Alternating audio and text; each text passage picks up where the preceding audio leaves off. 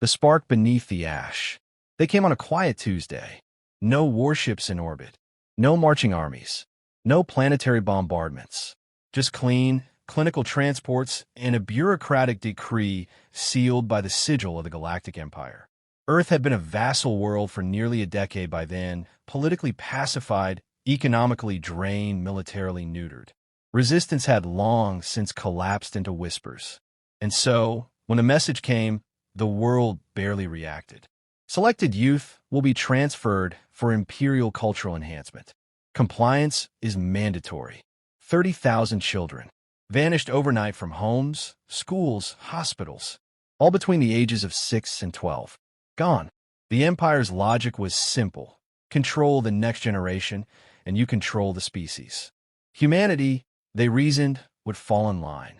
The same approach had worked on dozens of other subject races. They saw humans as emotionally erratic but ultimately malleable. A species that bled easily and healed slowly. A species that feared authority. They were wrong. The first warning came exactly 1 week later. A pulse of encrypted data blinked across the galactic infonet. Bypassing firewalls, even the Empire's high codifiers swore were unbreachable. The message was brief. It appeared on every Imperial screen, every communication relay, every artificial skyboard in orbit. You took our children. We warned you. Congratulations. You just unleashed the demons. The message was unsigned. No traceable signal. No known source. At first, the Senate laughed. Terrorist bluster, one senator scoffed. Another mocked. Let the demons come. We've broken worse. But those old enough to remember Earth's first resistance, those who had served in the wars of assimilation, fell silent. They remembered rumors. Black ops. Lost colonies. Ships that vanished without trace. They remembered Delphi, 300 kilometers beneath the crust of Ganymede, in a forgotten mining station sealed behind layers of radiation shielding and dead comms. Captain Mara Havith reactivated a war she'd been preparing for over a decade. She was one of the first, left for dead after the fall of Outpost Sharon, listed MIA, presumed killed. In truth, she had been rescued by a covert extraction squad, the last of Earth's experimental Black Unit survivors. They were few, but they were enough.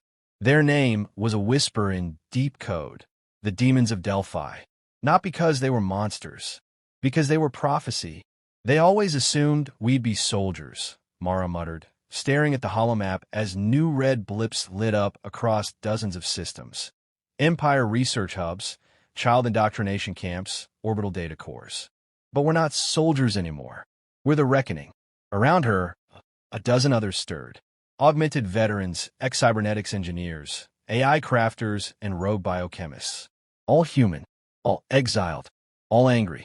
The virus is ready, said Elric Tai, their slicer. It'll hit within 72 hours.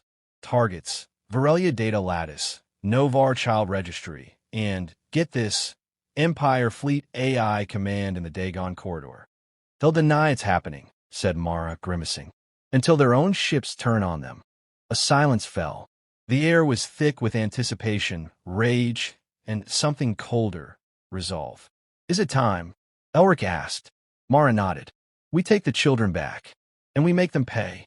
In the gleaming spires of the Imperial capital on Altar Prime, High Admiral Corvan slammed his taloned hand against the conference table. I want this threat traced. Rooted out. You told me humanity was pacified. The analysts and war ministers shifted uncomfortably. It's impossible, muttered one.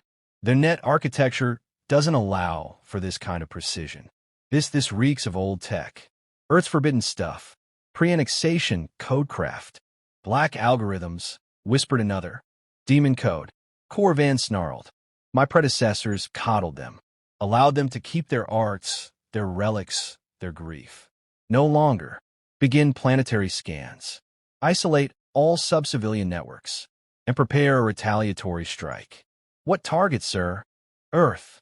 But any species that births demons to protect their young must be shown the price of rebellion. They never understood. The Empire thought humans feared death, that they feared losing battles, surrendering ground, watching cities fall. But that wasn't the truth. Humans feared one thing above all else: losing their children. And when that fear was made real, when hope was stolen and innocence broken, humanity didn't shatter. It remembered. It rebuilt. It became the fire. The demons weren't born in rage. They were born in love, twisted by grief, sharpened by exile, and released like a blade into the throat of tyranny. The first blade falls. The research station Trinexus 9 drifted above the gas giant Drelia like a pearl with a poison heart. To the Galactic Empire, it was a bioadaptation and enhancement facility, part of the Youth Uplift Initiative. To the demons, it was a prison for stolen children. Worse, it was a lab. At precisely 3:03 Standard Time, the lights inside the station flickered. 16 seconds later, all communication to the surrounding sector dropped into black silence. Surveillance drones seized midair. Internal defenses went cold. AI guardians, typically vigilant, quietly shut down, hacked from inside their own minds. The first strike had begun. Inside the command deck, Lieutenant Carell, a four-armed Rixian, wiped sweat from her brow. She'd served on pirate routes. She knew the feel of ambushes. "Something's wrong," she whispered. Too quiet. Then came the scream. Not physical. Digital. The station's core AI shrieked through every comm channel, language, and interface.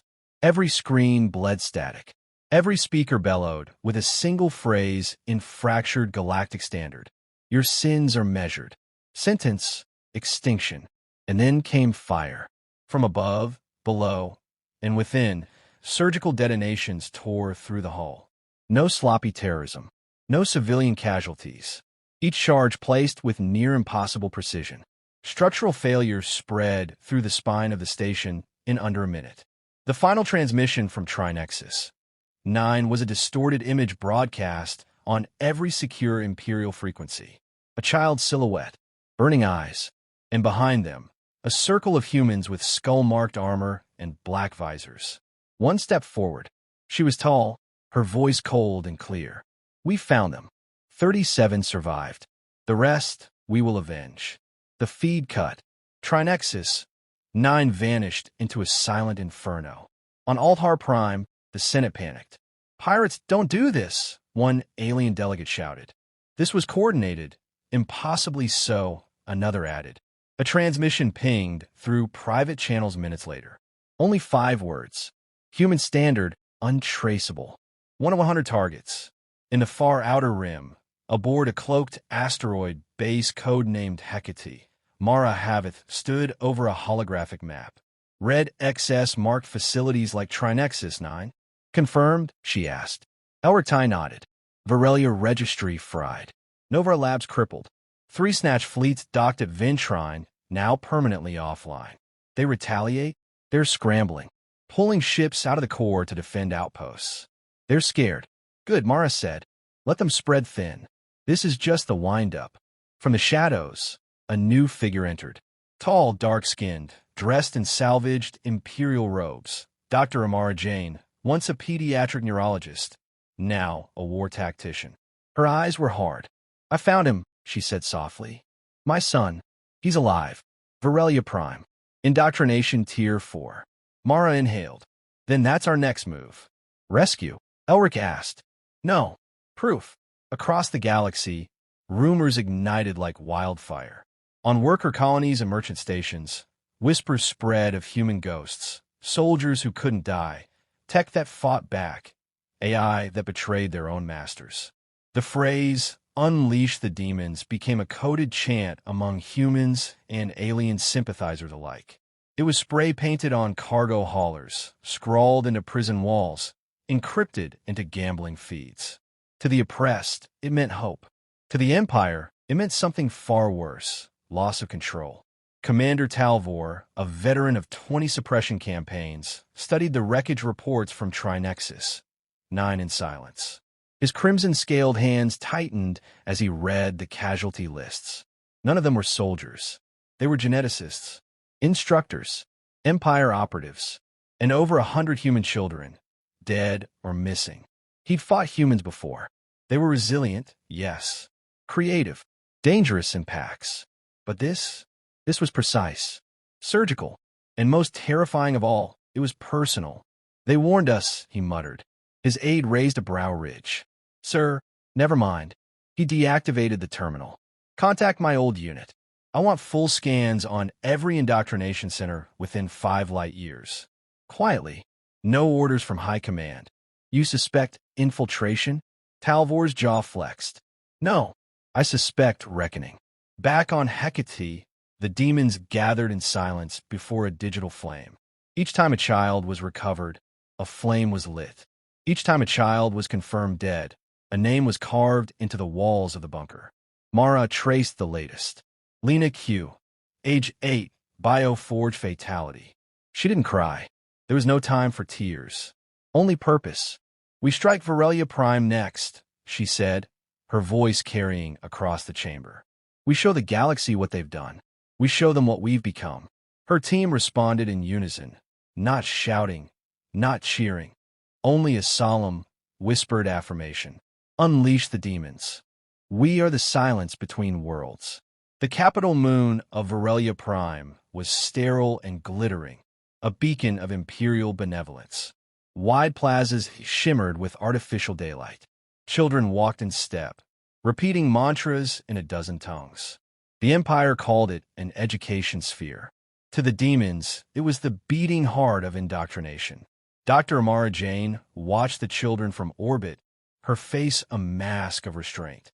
On the holoscreen before her, dozens of feeds showed what she had feared. Boys and girls in pale uniforms, augmented with cranial implants and haptic shackles. She narrowed the view. There, Sector K-17. His face was older, harder, but unmistakable. Jonas, she whispered. Beside her, Mara Havith stood with arms folded. We go in quiet. Get what we need, get out. Agreed. Amara shook her head. No, we don't just take him. We show them. Mara's gaze darkened. You're talking exposure. On this scale, yes. Amara's voice was steel. We burn their lie down to the bones. 3 hours later, inside Varelia's core archives, Sector Command systems began to stutter. Doors cycled open, then shut. Lights dimmed. Security drones twitched mid-pattern. No alarm sounded, just a slow, creeping distortion. Commander Talvor watched it unfold from his orbiting frigate, his claws tapping on the console. This isn't chaos, he murmured. It's music. What, sir? Listen. Each failure. Timed. Sequenced. It's a rhythm. They're not sabotaging us. They're conducting us. Then came the feed. All across Varelia Prime. Every terminal, visor, wall screen, flickered to life with a child's voice. My name is Jonas Jane. I was taken at 6. They told me I was broken. That Earth made me weak. But they couldn't erase my mother, or my name, or the demons watching from the dark. We are not yours. We are not forgotten. And we are not alone. Behind a voice came images. Graphic and censored footage, surgical procedures, indoctrination sessions, children collapsing under neural strain. A secret empire hidden in plain view. Then, a final image, the demon's sigil, a black flame wrapped around a child's handprint. The empire reeled. The data spread like wildfire, first on Varelia, then to nearby systems. Sympathizers in the core leaked it further. Soon, hundreds of planets saw what the Empire had done to Earth's children and feared what might come next. Riots broke out in 8 systems. Protests in a dozen more. The phrase, "We are not yours," replaced imperial slogans on digital banners and public displays. For the first time in generations, obedience wavered. Beneath Varelia, the demons walked unnoticed. The attack was not brute force. They used skin-shift tech, viral cloaks, false IDs, gifts of exile, and human innovation. As the chaos above grew, Mara's team slipped into the indoctrination halls. The halls were white, too clean, too quiet. Amara's steps were quick, purposeful. "He's here," she whispered, stopping at a reinforced door. Sublevel Delta. Mara's hand rested on her weapon. Prepare for resistance. But the resistance came in a different form. The door opened. Inside stood 20 children, led by Jonas Jane. They wore no restraints. They held tools, modified, repurposed, deadly. We've been waiting, he said simply. Amara staggered forward. Jonas, he nodded once. They taught us to obey, so we learned how to hide what we became. A young girl stepped forward beside him, her voice full of bitter certainty. We knew someone would come. We knew the demons were real. Mara stepped back, stunned. They trained you to be weapons. Jonas shook his head. No, they tried, but you made us something else. Demons? Amara asked. He smiled faintly. Oh, in the orbital command center, Talvor watched the uprising unfold with a mixture of horror and awe. Guards were falling. Facilities were going dark. The children had joined their rescuers, and the indoctrination facility, the Empire's crown jewel, was now a battlefield. I should give the order, his aide said. Orbital strike protocol. Talvor hesitated. His orders were clear. Contain. Cleanse. But he couldn't shake the image of the broadcast. The boy's voice, the truth behind his eyes. Stand down, Talvor said finally. Sir. Stand. Down. He deactivated the strike command and stared out at Varelia's surface, now scarred with fire and revolt. They said humans were beasts, he murmured. But they were wrong. They're architects of vengeance. And now we face their monument. By nightfall, Varelia Prime was in rebel hands. Empire forces that remained either fled or defected. The demons uploaded the full archive of child experimentation to the galaxy's public nets. No one could deny it now. The Empire had taken children. The humans had taken everything else. In a dark corridor, as emergency lights flickered and alarms wailed, Mara turned to Amara. What's next? Amara stared at her son, now issuing commands to others like him. Wounded, hardened, unbroken. We finish what we started, she said. And we make them remember, we never forget our children. Mara nodded. Then we strike the heart. The Empire bled.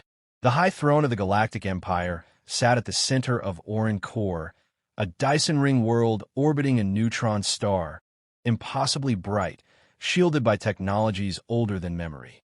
It had never known war, never heard the scream of orbital bombardment, never tasted fear. That changed at dawn. The sky cracked.